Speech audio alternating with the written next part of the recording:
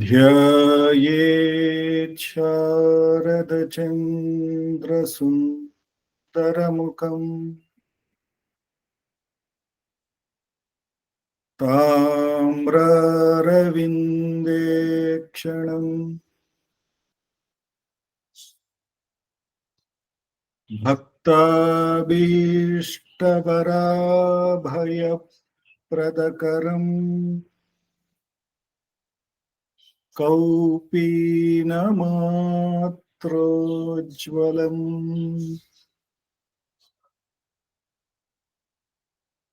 स्वात्मानन्दरसानुभूतिविवशम् सर्वानवद्याङ्गकम् श्रीमन्तं श्रीरमणेश्वरं गुरुवरं योगासनाध्यासितम् ध्यायेत् श्रीरमणेश्वरम् ध्यायेत् श्रीरमणेश्वरम्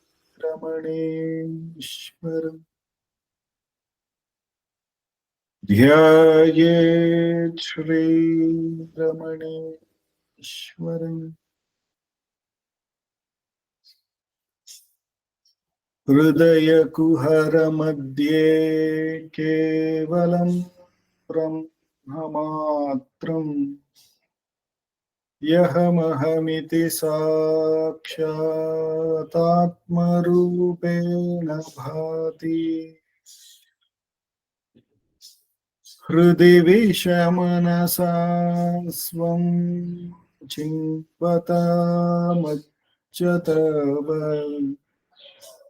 पवनचलनरोधा आत्मनिष्ठो भवत्वम्.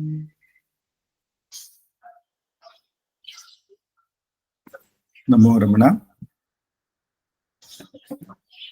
We have been in the meditation and study circles talking on Bhagavan's spiritual stories. Mostly we have been doing it in Kannada session, and Tuesdays, it used to be usually on Tuesdays, and since Tuesdays I have some other satsang from the Ramana Maharshi Center for Learning, Sanjay Nagar, Bangalore, and we have taken it up on Fridays now, and it happens to be in English. And I usually let Bhagavan help us pick which story that he would like all of us to listen to. And I usually read this from the book Spiritual Stories as told by Ramana Maharshi. This is a Ramanashramam Tiruvannamalai publication. And today Bhagavan has picked the story of Ardhanareeshwara, a form of Shiva which is half man and half women. So I will try to read the story and then we will meditate on the story by his abundant grace. The story goes like this. Once upon a time, on Mount Kailas, the mountain of delight, the great Lord Shiva and goddesses Parvati were sitting on a resplendent throne. This is how Bhagavan narrated the story. This somebody asked just before the session, that these were stories, and Vaniji was trying to tell. These were stories which Bhagavan would narrate usually in the evening, just before bedtime, and all the ashramites would surround around him, and he would go on explaining, telling some stories. So today, Bhagavan is talking about Ardhanareeshwara. So he says, in the Mount Kailas, The Lord Shiva and Goddesses Parvati were sitting on the throne. Then continuing, the place was filled with the scent of fine flowers and incense. After granting the boons desired by devas, rishis, and other hosts of devotees, and dismissing them, Lord Shiva rejoiced in the company of goddesses Uma, Parvati. The great god pleased goddesses Uma, who was as beautiful as goddess Rati and full of auspicious qualities and noble traits. In a very joyous mood, the goddesses, who thought that her lord's attention was entirely centered on her, slipped playfully behind him and in sport covered fondly the three eyes of Shambhu, the lord of the world, with her two hands resembling lotus petals, and asked merrily, "Who is it?" As soon as his three eyes, the moon, the sun, and fire, were covered, a dismal darkness spread over the universe for millions of years. Because half a trice for Shiva is eons for us. The darkness produced by the playfulness of the goddesses proved to be the cause of the untimely destruction of the worlds. For in the dense darkness, no activities were possible, and consequently, living beings perished without giving birth to new generations. Seeing this state of affairs, the ever glorious Siddhas approached Shambhu and devotion and prayed to him for the well-being of the universe. In response to this prayer of devotees and Siddhas, Lord Shiva, the embodiment of compassion, said, "Gauri, leave my eyes alone." Immediately, the goddesses removed the obstruction to the moon, sun, and fire in the form of the eyes of Hara. Light returned to the worlds. The Lord then asked the Siddhas, who stood in an attitude of worship, "How much time has elapsed?" And they replied, "Half a second for you and millions of years for us." On hearing this, the Lord, who is an ocean of compassion, turned with a smile to his beloved and graciously spoke some words on dharma and artha. "It is not proper that you, who are the mother of the world, should do anything to dissolve it. At the appointed time only, I am the one to do so. You have, by your folly, produced an untimely dissolution. How can you, the embodiment of love, perform acts which cause pain to your creation? You are compassion itself, should not even for sport do anything to hurt others." On hearing Shambhu's word, Uma was struck with remorse and prayed to know what she could do in expiation of this fault of hers. At this, Lord Shiva was pleased with the repentance and devotion of goddesses and said, "What penance can be prescribed for you, leaving me out? Besides, you follow the path of Dharma. Therefore, I shall prescribe a penance for you in accordance with prevailing practice. You may perform meritorious acts for the welfare of Karma Bhumi, the earth, which is said to be the place most suited for performing religious rites. People will acquire firm faith in Dharma by seeing your method of doing penance. There is no doubt about it. Your grace will make the earth realize its goals, which is the maintenance of Dharma, goddesses. The timeless Vedas declare you to be the all. The city known as Kanchipuri, is heaven on earth. A little penance done there yields boundless results. I shall remain there in the lotus of your heart, in my formless state, as the absolute pure being. Therefore, you need not suffer the pangs of separation from me. On hearing this, the goddesses at once proceeded southwards with her compassions. At that time, in the kingdom of Kashi, there was famine for the want of rain, and the people were suffering greatly as they could not get food.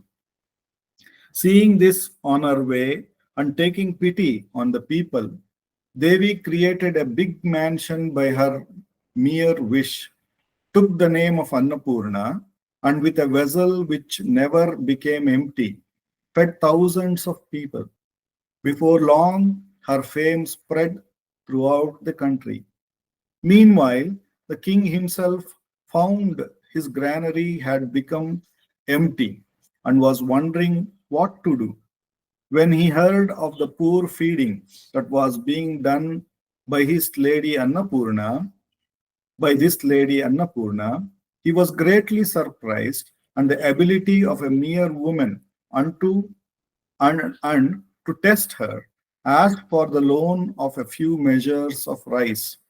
He received a reply saying that there was no question of lending, but that he could come there to eat.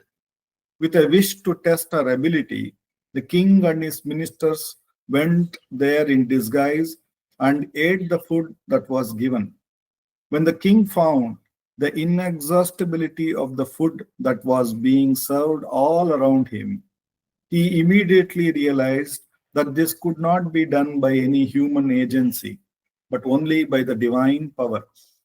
Therefore, after the meal, he went and fell at the feet of Annapurna and prayed, Great Mother, please bless us and grant us deliverance.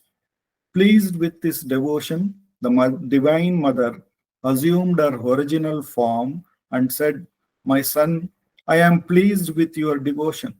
As I have stayed here so long, your country will be relieved of the evils of the drought. You will now have rain and there will be no famine. I cannot stay here any longer. I must go south for my penance. Rule the people well and be happy. The king prayed, Even so, you should be available to us for our worship. So the mother agreed and left. That is the reason why she manifested herself as Annapurna, and the place where she was is now famous as the temple of Annapurna. From there, she went to Kanchipuram in the south. There, she saw the pure and holy waters of Kampa and began to practice austerities on the river banks. She put aside her various ornaments and instead wore beads of Rudraksha. She threw away her fine clothes and wore for garments the bark of trees and smeared her entire body with holy ashes. She lived on ears of corn picked by herself and always repeated the name of Shiva. Thrice a day, morning, noon, and evening, she bathed in the Kampa river and lovingly shaped its sand into a linga. Full of devotion, she worshipped it with leaves as traditionally prescribed. She respectfully welcomed the holy sages, Maharshis, who came to see her. The sage, the sages were filled with wonder at her austerities. On one occasion, she had collected and cleaned the flowers from the forest. Repeating mantras, she began to worship the linga made of sand. On the bank of the Kampa, in the agamic way, Shiva wished to test her devotion and so made the waters of the Kampa rise and overflow its banks.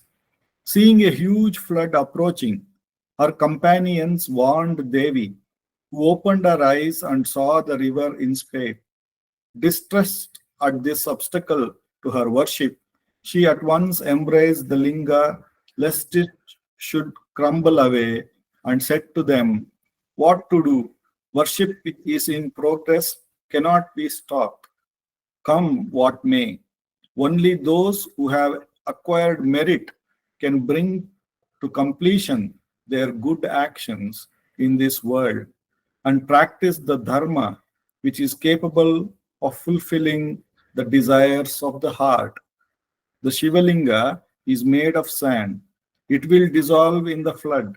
If a linga is to be destroyed, a true devotee should also perish with it. This flood has risen up through the Maya of Shiva to test the sincerity of my devotion. I will continue without the least fear. Friends, go away quickly." Saying this, Ambika did not abandon the linga which she was embracing, even though she was fast being surrounded by water. She devoutly adored the great linga, clasped it to her heart, and with open eyes meditated on Sadashiva, who with one pointed devotion. Then a divine voice from the sky spoke.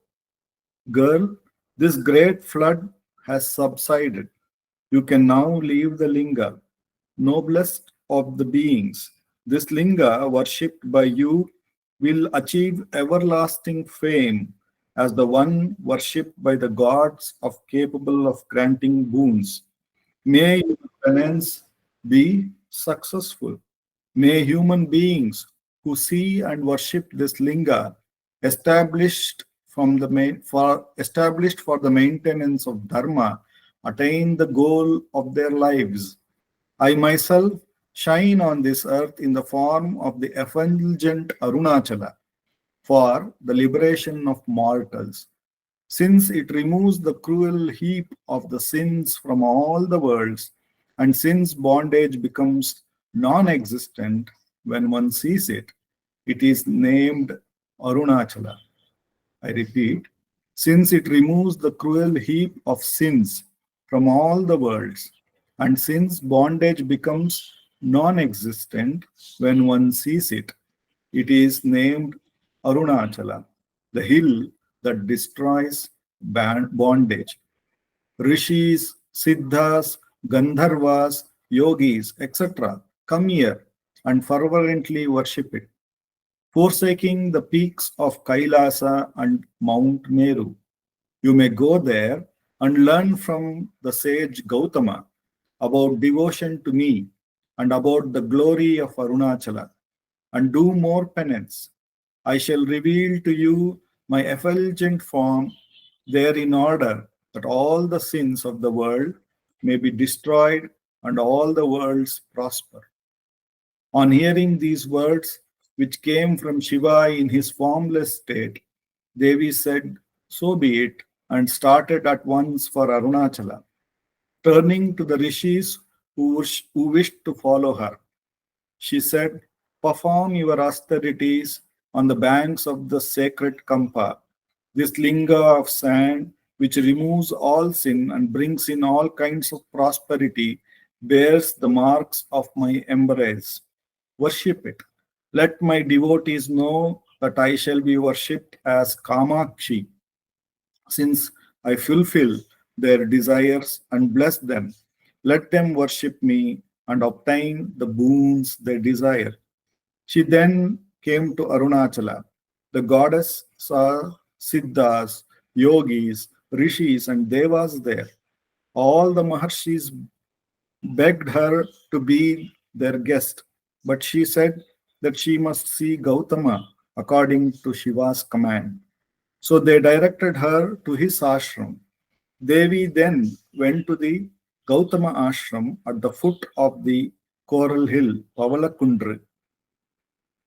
Satananda, the son of Gautama, saw her and, full of devotion, fervor invited and worshipped her as prescribed and requested her to stay on while when he went to the forest to bring his father, Gautama, who had gone to fetch kusha grass.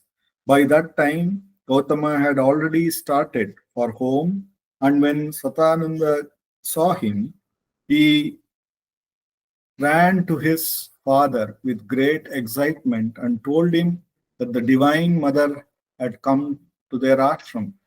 The whole forest, in the twinkling of an eye, became green and full of flowers and fruits. Gautama was surprised and asked his son if it was really so. So then Satananda, with a flattering voice, said, Mother Parvati herself has come. Equally thrilled and elated, Gautama hastened to the place, saw Parvati, and worshipped her. After Devi performed penance for a long time, according to the instructions of Gautama, Mahadeva finally appeared before her and said that he would grant her whatever boon she asked for. With great respect, Devi prayed that she should become half of Shiva himself, saying, I cannot live any longer with a separate body, for if separate, I may make another mistake like this one, and then shall have to undergo all the hardships of penance and suffer the pangs of separation. Parameshwara therefore acceded to her request and so united with her as Ardhanareeshwara, the Lord with a half female form. This is how Amba, the mother of the universe, became one half of Shiva.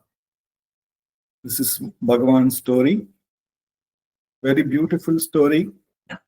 It is the story with many perspectives, but it is mainly that of sadhakas becoming realizing, or we can even see it as the story of the Advaita Tattva, that there is no duality. Or we can also see it as the story of the Karma Marga, the Bhakti Marga, and then the Gnana Marga. So we can see it in many which way. By Bhagavan's grace, let us see how it goes about. Initially, as we saw the story, it starts in Mount Kailasa, where Shiva and Parvati are sitting on the throne.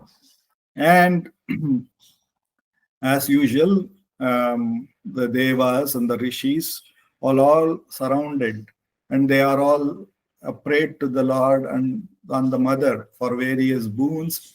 And after having granted them all that they wanted, then Shiva looks towards Parvati, and Parvati thinks that Shiva is one pointedly attracted to her, and in a very playful mood, she makes her hands appear as lotus and covers the three eyes of the Shiva, and wherein all the source of energy, which is in the form of the sun, moon, and the fire, which is required for the functioning of the world, disappears. So therefore, the world goes into a sense of darkness because there is no source of light.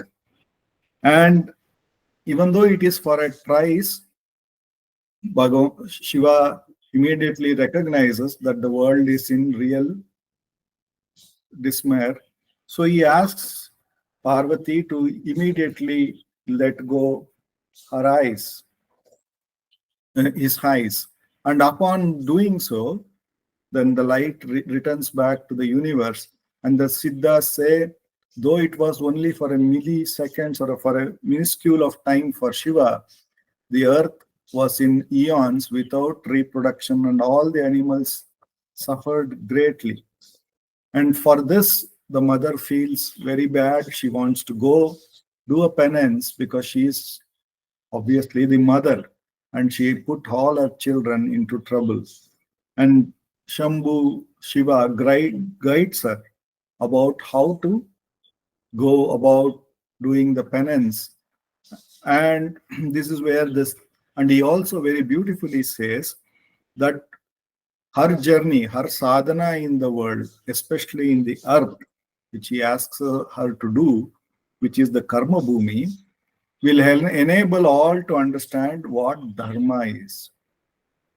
And we know Dharma, even Krishna says that in this earth, Dharma is one thing which keeps on going down and it has to be reinstated back.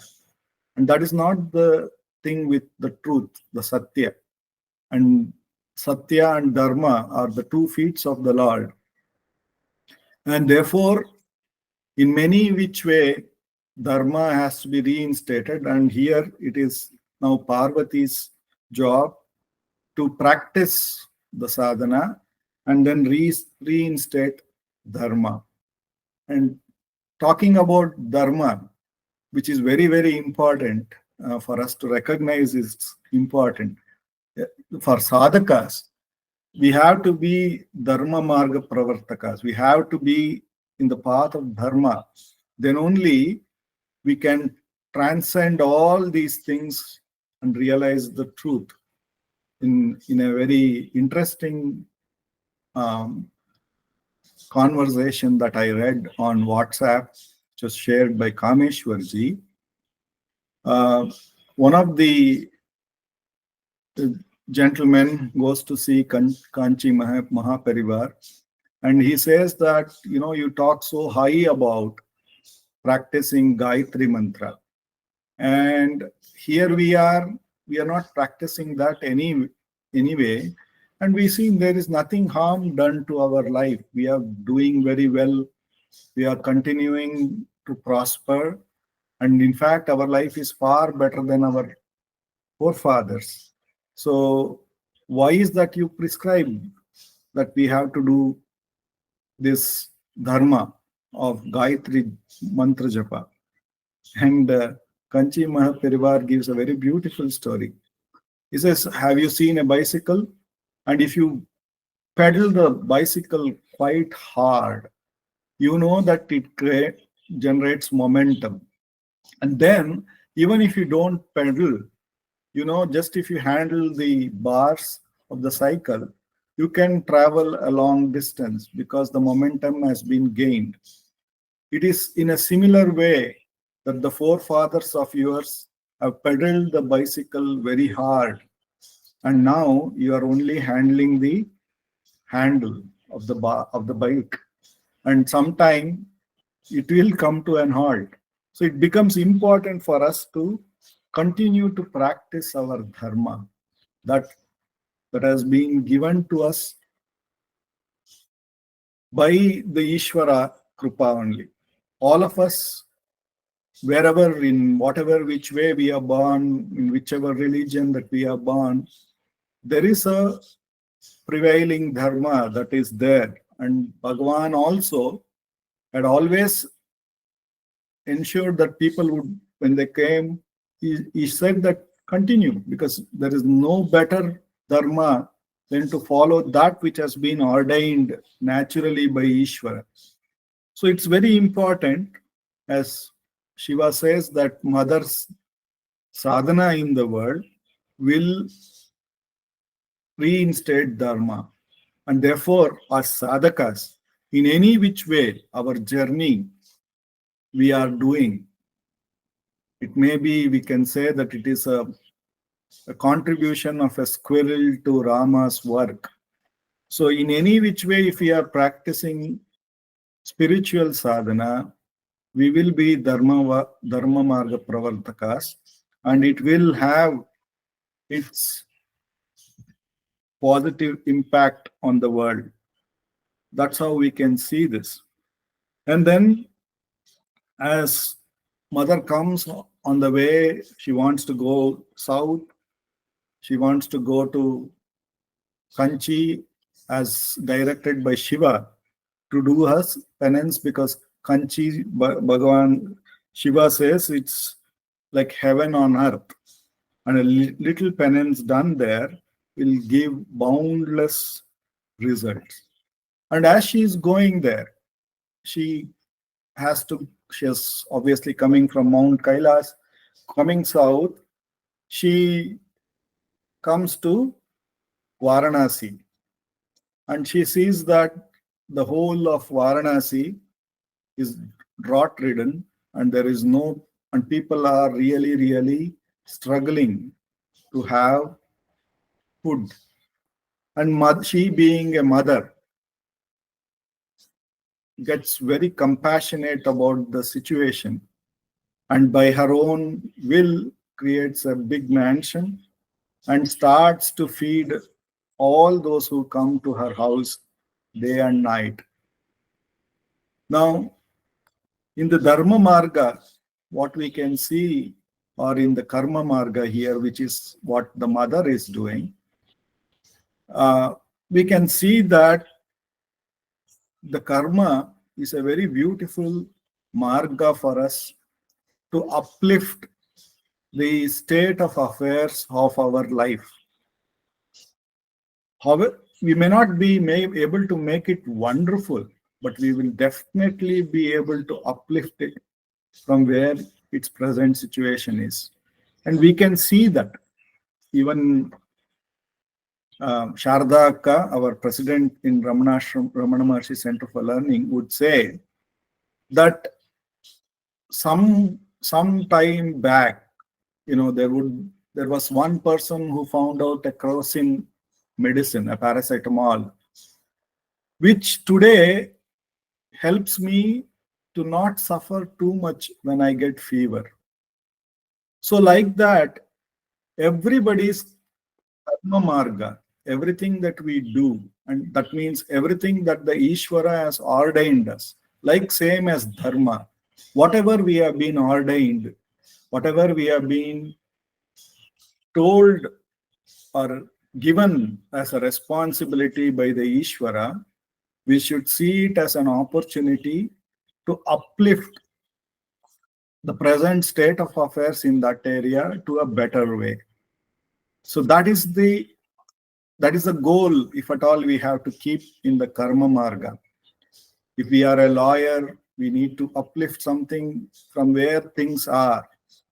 And if we are a doctor, we should do so. Or even if we are a housewife, we should try to uplift. And if we are parents, we should try to make our next generation life much better than that of ours. So in karma marga, it may not solve the entire problem. Even if we earn crores of rupees and keep it, we may not solve all of our children's problem financially too. So that may not be possible. It could be just made a little better. Therefore, karma marga is very important. And Krishna says in Bhagavad Gita that all of us are in karma marga only. Even if we are not doing any work, even if we see that we are not doing any work, even breathing is a karma, he says. So it becomes very important that the body which is going to act has to be utilized, and the mind and the intellect has to guide the body to uplift the position of the masses in that specific area that we are working, to be much better than what we ourselves are experiencing. And that is the goal that we have to follow. So mother here is very beautifully serving, very graciously, with compassion. She is going on serving the food to all the people who come to her house. And the king of that Varanasi has exhausted all of his grains in his granary, and he is wonderstruck how a woman who is going on serving so many people, he himself being a king, is not able to do it. So, and this is often one area where I keep meditating. For people like who are occupied with work and who think earning is the way that we need to take care of our family and things like that. And I often keep telling to my friends and my business partners that, see, we strive the entire month and we barely make enough amount of money to take care of our family. or we have to keep on earning to take care of this. And often we go to places, spiritual places, especially places like Sringeri, Hornadu, or any places where they do a lot of Annadanam. We see that there will be a sage or there will be a Shakti there, which is just in the state of spiritual sadhana, or who is in that spiritual state, and millions of people are fed, although almost effortlessly. So it is important that whatever karma that we are doing, that we offer it as an offering to the Ishvara. So Bhagavan also says, Kartruragneya prapyate palam karma kimparam karma tajjadam Prutimahodadau patana karanam palamashashvatam gati nirodakam Ishwararpitam na ichchaya kritam chitta shodakam mukti sadakam. He says that in Upadesha Saram, that one goes on working for years together, whatever which we may earn or the fruits that we may get out of that is all jada, which is all something which is not having a consciousness of its own. Whatever we earn, land, money, wealth, all that we earn is all something which is very, very jada. And however which may we keep on doing, it makes us eventually, as age kicks in, we realize that all that we have earned, we can't even enjoy. The age is not supporting us. Eventually, we have to let go and go. Therefore, it is not the time that we spend so much is not well of any reward. And Sadhu Om Swami, in one of the nowadays we talk high about business, and I'm a CEO and more a businessman. So I have to, and Sadhu Om Swami gives a very beautiful example. He says that how good is a businessman if he rents a place and only earns to pay the rent of that place and doesn't make any good? Do you call him an excellent businessman? So he's referring to our body.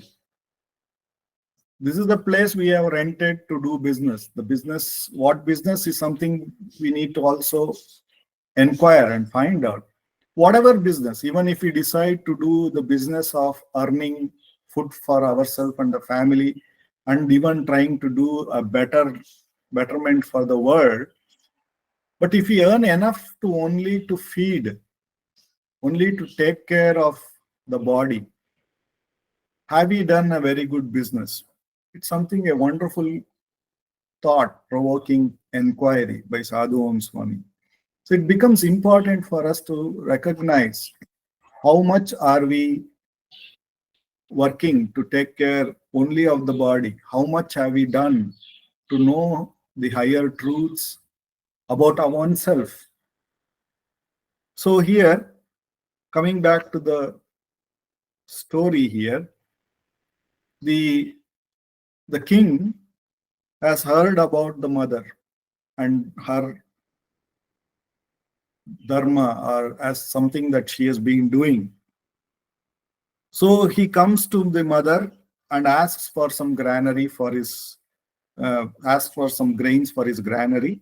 And the mother says, no, you come, you eat, you can go. So as Mahatma Gandhi says, there is enough for our needs, not for our greeds. So then he wants to test the mother. And this is another important thing in the karma kshetra. If we are doing any karma, we may be doing it very well. We may be appreciated very well by anybody, but there will be always people who want to test us. So here, the king comes with his ministers. He wants to really put the mother to test. And he goes on brings a big army of people, I guess, and puts a lot of demand, and the mother feeds them all effortlessly. And he figures out that this cannot be perhaps done by some any human being, so it has to be some higher divine power. Therefore, he surrenders. So this is the importance. All that we need to do as karma marga pravartakas, even when we are subjected to test, is keep on doing what we are good at. We need not change our course just because we are being tested. And this, in our practice at our company nowadays, after many years, we have figured out that there are customers who leave for a better price or whatever reasons, and we know that what we do our best, and there is often a time when they return back. And these our people have also understood that is all we need to be. Stay put, keep doing what you are being allotted to do, ordained by Ishvara to do. The rest will be taken care by him. Then the great mother blesses the king, and she also says that because of her stay, there will be no more famine in that place, and he should rule the people well and happy. That is the main aim of the karma marga. That if we keep on doing, all of us, if we keep on doing what we need to do, there will be enough proper utilization of things. There will be a divine support. And the main purpose of all the fruits that we gain from the karma marga is to share it and let all of us be happy and well. Then the king prays, you should be available for us to worship. And she says, yes, I will be. And she stays there as Annapurna. And we know that in Kanchi, even today, in Varanasi, even today, we have the mother staying there as Annapurna. And then she comes down to south, to Kanchipuram, and here she practices her austerities, and this is in the Bhakti Marga. And she now has understood this. There's also one thing that we need to understand. In this karma bhumi, we can get carried away if the situation of the mother itself is like that. Anything that we take up, even if I think that I want to start a company, or I want to start an institution, or I want to do something in a job, that can itself overwhelmingly occupy us so much that we forget everything else. So we can see it also like that the mother got so much carried away as feeding the poor that she forgot the main purpose for which she had come, which was to do the penance.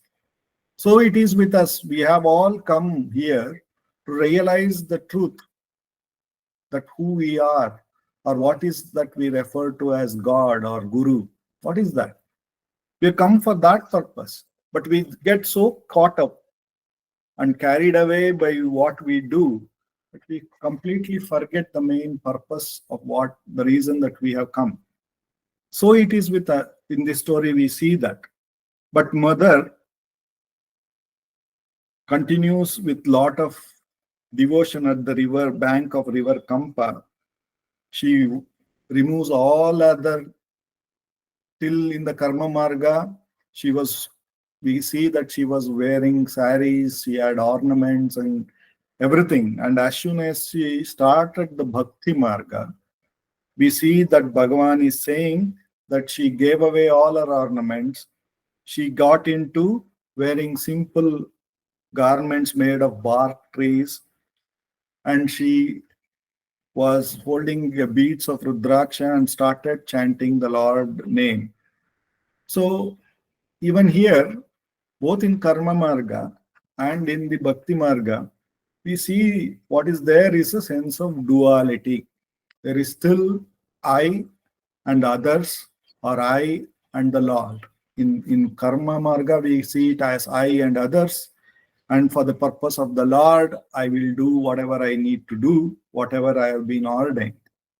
Whereas in the bhakti marga, it comes down to I let go all of that.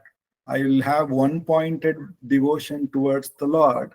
I take only His name and I only chant His name. And we start that. Then she goes on to doing the Nama Japa thrice a day.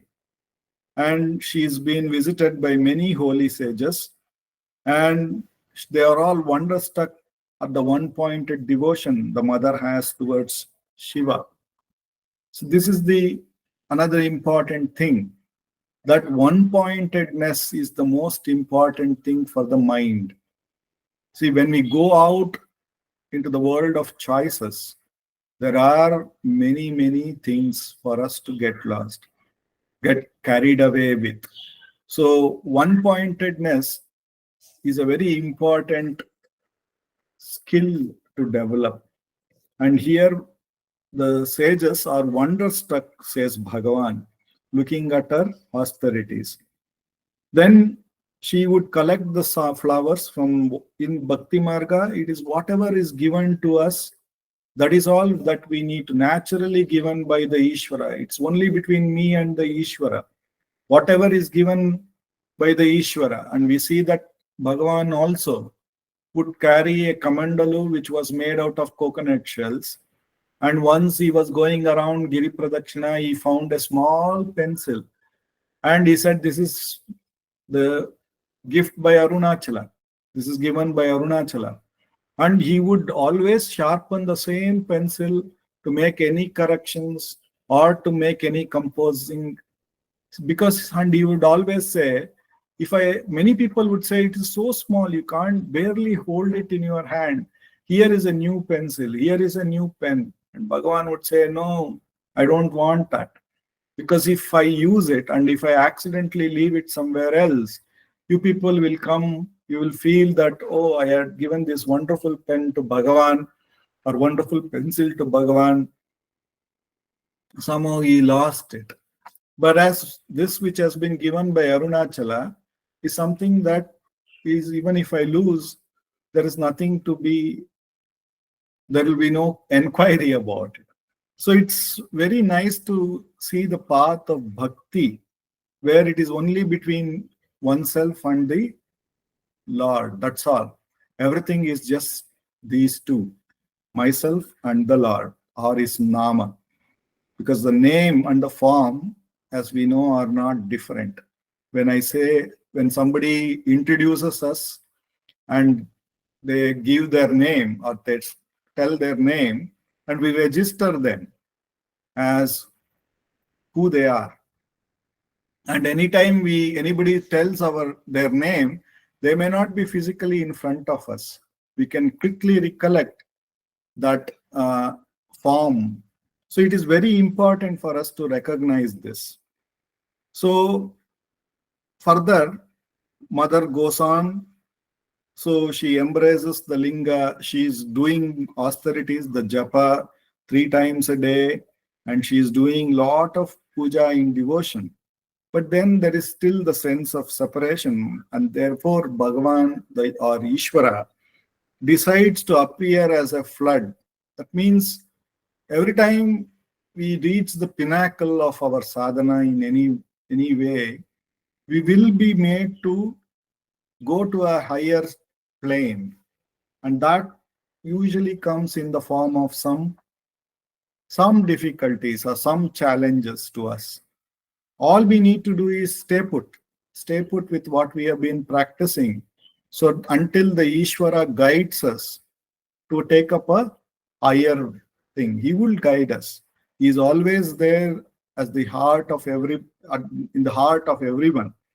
So here mother also, she says, though her Sakis would say, no, there is a flood, let us go. She says, no, carry on. I need to be there. I will take up all the questions at the end, madam. I'll just finish off the story. I will, let me Um, the mother says that you guys can carry on, but this is a test for me. I need to be prove that my actions, what I have been doing till now, is correct or is right, is in the right dharmic way. So I should continue to do what I am doing, and I have to pass this test. And accordingly, she holds on to the linga, and she just continues to do the nama japa. And in a while, a voice from the Shiva, from the sky comes and says that the river has subsided. She is the noblest of one, and her dharma has been accepted. But you should go and now practice in Arunachala. There, in this way, Shiva is guiding mother that the sense of separation as one who is doing the sadhana and then to whom the sadhana is being there, that separation also has to go away.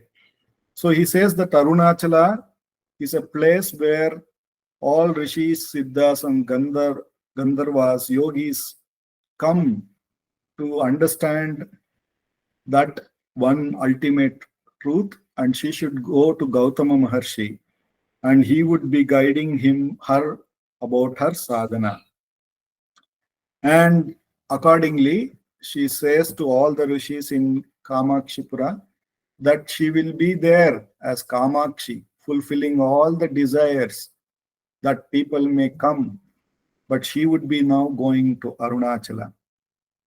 And then she goes to Arunachala, and near Pavalakundra, if we now go to Arunachala and we go around for Giri Pradakshina, we see Gautama Maharshi's ashram.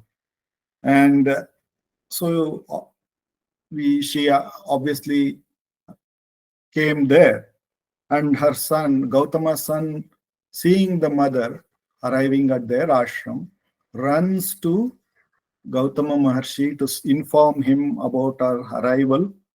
And obviously, when the Divine Mother comes to Arunachala, the whole place is full of flowers and full of greenery. And then Gautama Maharshi comes to meet Parvati Mother and guides her in the meditation. And there is an elaborate story about how Gautama guided mother, and how mother also would inquire about what she has experienced. She would inquire with Gautama, is this the final reality? And he would say no, and continue to guide until the Shiva appeared and she became one with him. So that means in the sadhana, often when the Chandrasekhara Bharati Swamigal from Sringeri asked, how do we know that we have realized? And then Chandrasekhara Bharati Mahaswamigal had told that if you keep on beating the paddy, when the husk is separated, the grain of rice which has the husk and everything, if you keep on beating it, there will come a time when the rice grain separates from the husk, and it will be very evident. It will be very, very clear. There will be no doubts about it.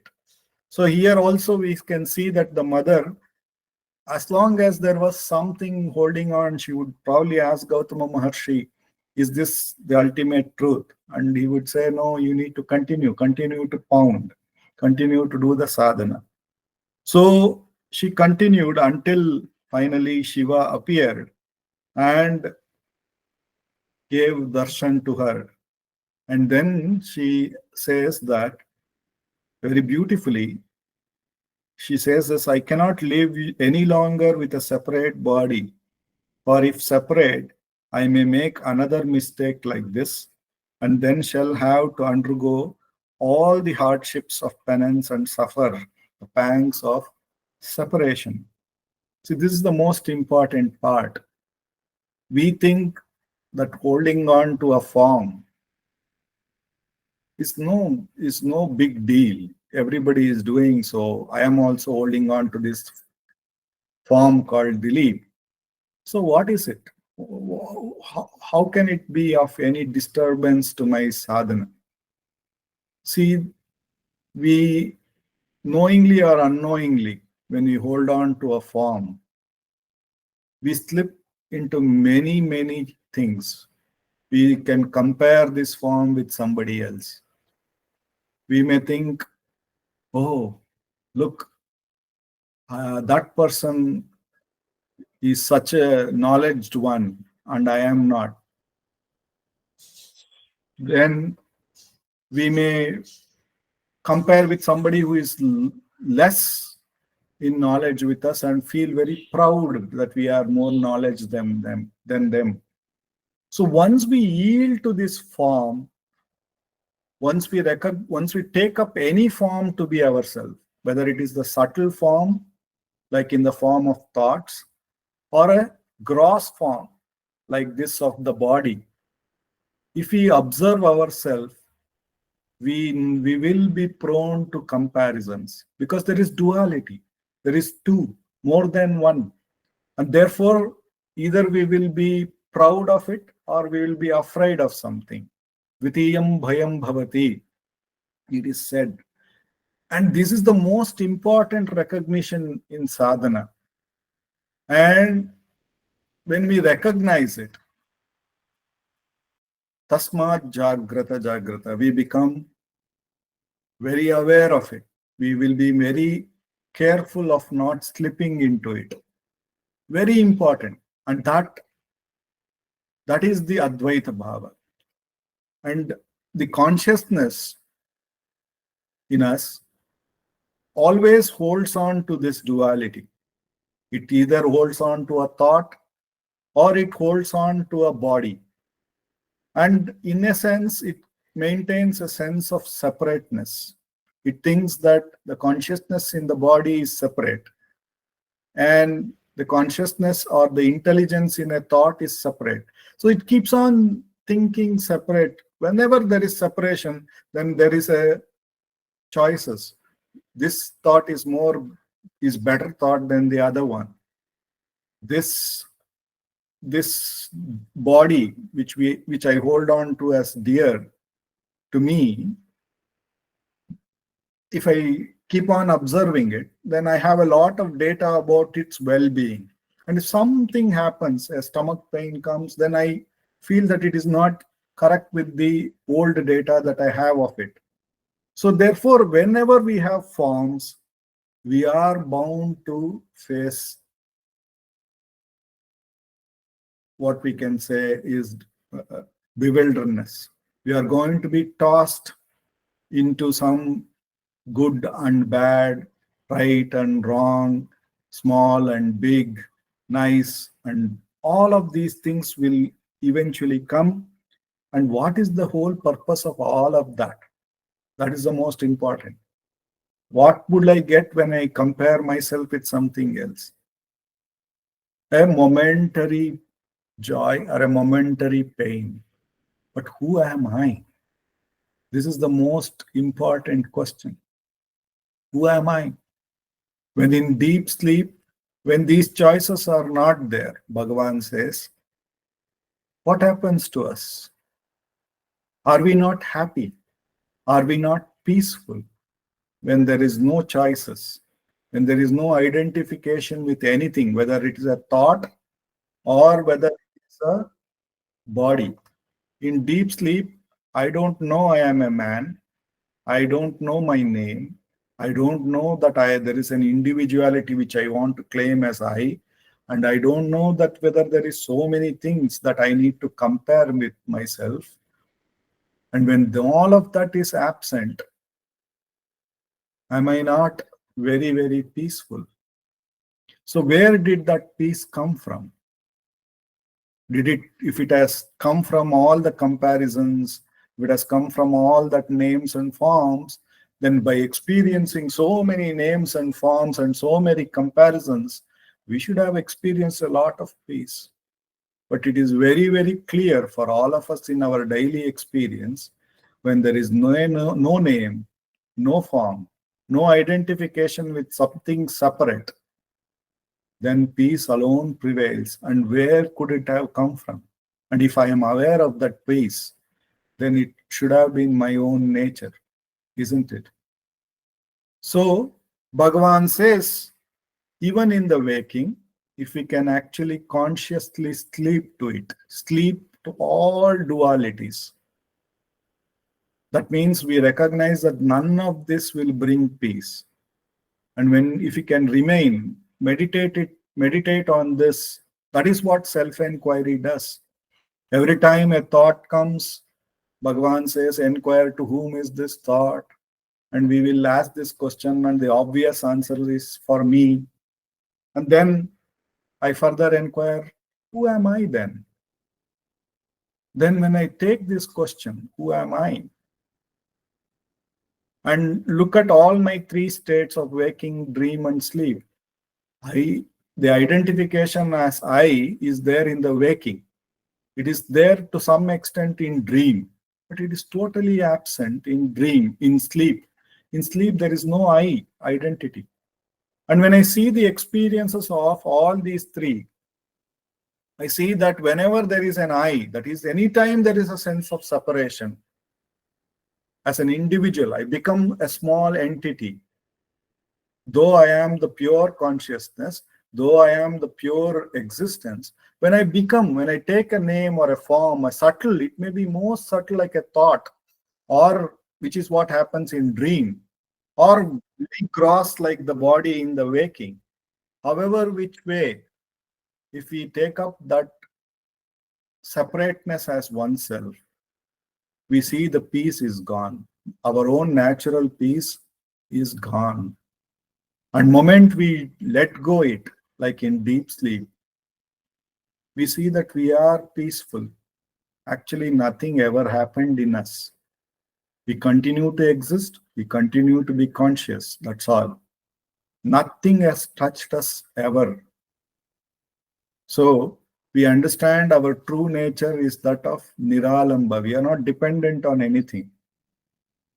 And it is our light, the light of consciousness, which says there is this body, there is this thought. And then further we take that to be real. That means we give our reality, our existence reality to that thought, and we say this thought is also real. It also exists. This body also exists. And we suffer from it. So Bhagavan asks us to inquire. And when we do that, we come back to the Ardhanareeshwara Tattva, where the consciousness no more wants to hold on to its separateness. It wants to identify itself with that which it is, the pure existence. There is no separateness in it. That is the real Ardhanareeshwara story. I offer this story to the lotus feet of Bhagavan.